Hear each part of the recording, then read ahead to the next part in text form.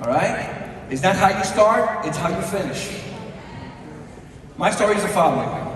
Ashton Henry pulls into my restaurant, and he pulls in a Rolls Royce. Now, I want you to have this in mind. I'm working 16-hour days, and I started working 10 hours a day. The restaurant grew. I had to devote 2 more hours. That became 12 hours a day, 7 days a week. And then I entertained the thought of getting involved in a second restaurant. So now that 12 hours a day becomes 16-hour days. So can you imagine, I have a 15-year-old daughter, and I only see her in the morning when I go to work, she's in bed, and then when I get back home at midnight, guess where I find her?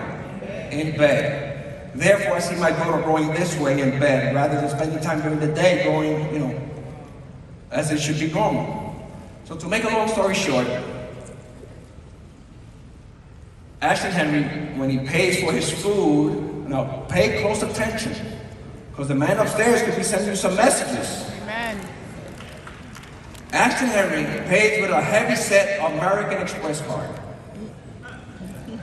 So the cashier that's working, that's scheduled that day, she's never seen a card like that.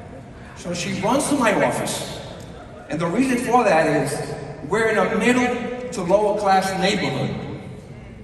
Therefore, a Rolls Royce in that neighborhood is not a common thing. It's like Eddie Murphy in the movie Coming to America while he was in Queens.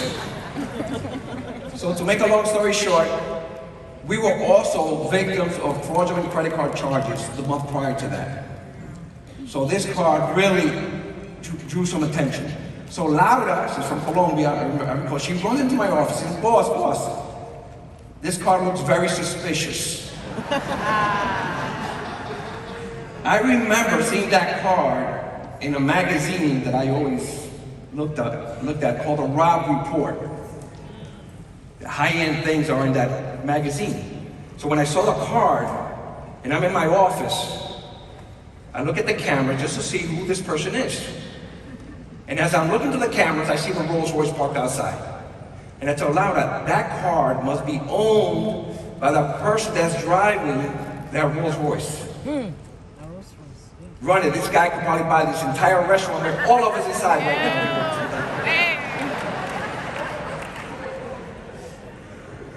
But mind you, I had the name, I saw the name, I Googled him, and I said, man, this guy is amazing. I thought this guy was a mobster or something,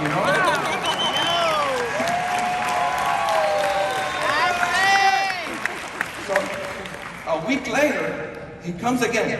He puts to like the food, right? In another Rolls Royce. And I said to myself, man, I gotta talk to this guy. I must be doing obviously something wrong, and this guy gotta be doing something right. So I, as a restaurant owner, I'm talking to him. I have a dialogue going on. I said, what do you do and how do you do it? I'm just curious. I already know he's in the credit business, because I saw him on the Steve Harvey show, which is a clip I use in our presentations to add stories, proof for you guys. I'm gonna put that story in there. So he told me that he got involved in this business not because he was looking to make some money, but simply because he needed to improve his credit, and he refused to wait years. And when it went from a 520 to a 735, he says, I was a new man, I was born again. So mind you, I sign up. And my wife says, Juan, are you going nuts? We're burning the candle on both ends here. We're working 16-hour days. We have a daughter. We don't even spend time. And you're going to get involved in something of this nature now? Promise me that once you get over this, I'm going to be able to take some time off from the restaurant. I said, no problem, I got this. So we made a decision. And that's what I'm telling you guys. You guys, most of you need to make a decision. Most of you are here because you're here. I know that you're at 99% in. But that 1%, is that decision that needs to be made today here.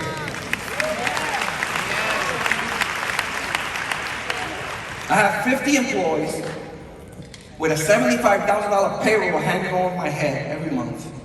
I got 2 locations, one 2,200 square feet, one 3,000 square feet. Combined collectively, $13,000 in rent. I got people calling in sick regularly at the restaurant. And I'm thinking about this guy. I haven't rolled and done anything. And I'm thinking and thinking and thinking. Even when I'm at night, I'm thinking about Ashton Henry. Oh, man. I said, what if this is true? What? That's what some people need to ask themselves. What if this is true? So to make a long story short, I'll never forget, I called them up, I said, I need to talk to you. I've been going nowhere fast. You know people that have been going nowhere fast, like a hamster in the hamster wheel?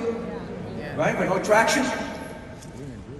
I said, I need to meet with you. I remember, it was Tuesday, May 19th, at 2 o'clock in the afternoon. An historical moment. He comes, sees me. We also have a banquet hall. We met in the banquet hall. I said, lay it out. How does it work? So he lays it out. I had two people with me there. A former Major League Baseball player was there with me that day too. And he showed me. And he says, look, the company pays, the services work. The question here is, will you work? And at that point, I said, well, I got no choice. If I don't do this, I know the final chapter of that story, going back to that restaurant for 16 hours a day. Just like most of you know the final chapter of your story, if you remain where you're at working for somebody else. Right? So he goes out, and we're going over this, and I tell him, listen, if this is true, what you're telling me, my days of working 16 hours will soon be over. I made a decision that day. And I want you guys today, when you guys go back home, thinking about the decision that needs to be made to make this happen. So I said, listen, Ashley, I'm going to be calling you a lot. I'm a maniac when it comes in our organization. We're doing three-way calls and notification. So I'll be calling you regularly. And we hear that from a lot of people. That phone call never happens. So every time I had somebody, I would call them up. Guys, there were times it was 3 o'clock in the morning and this guy would pick up. I want you to know that some of your friends, relatives, and neighbors back home,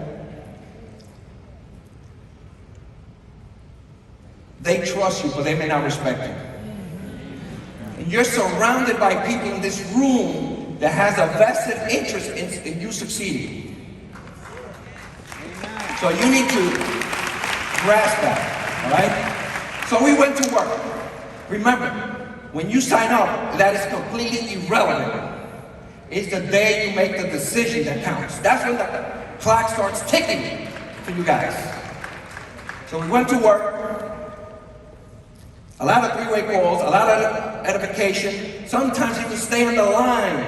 I didn't know he was still on the line, and I kept on edifying him with the guy we just got done doing a three-way call.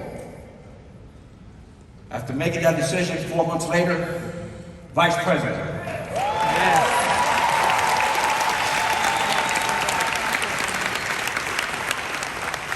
30 days later, R&R first level qualified.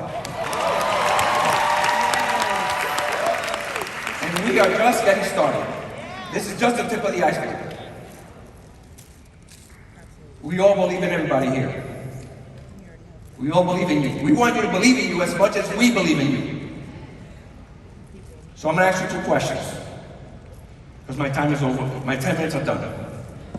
Number 1, do you believe in this company? Yeah. And number 2, this is my last question, and it's done. And I want a 1-word answer. And when you say that, I want you to blow the roof off this place here. Do you believe in yourself? Yeah!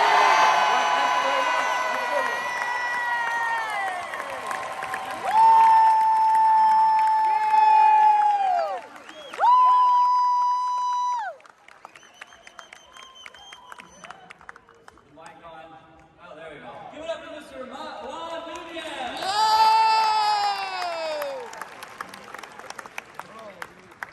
All right, this next person really doesn't need any introduction at all, but I'm going to give him his due introduction because he is definitely somebody that is due a lot of respect and a lot of our time. We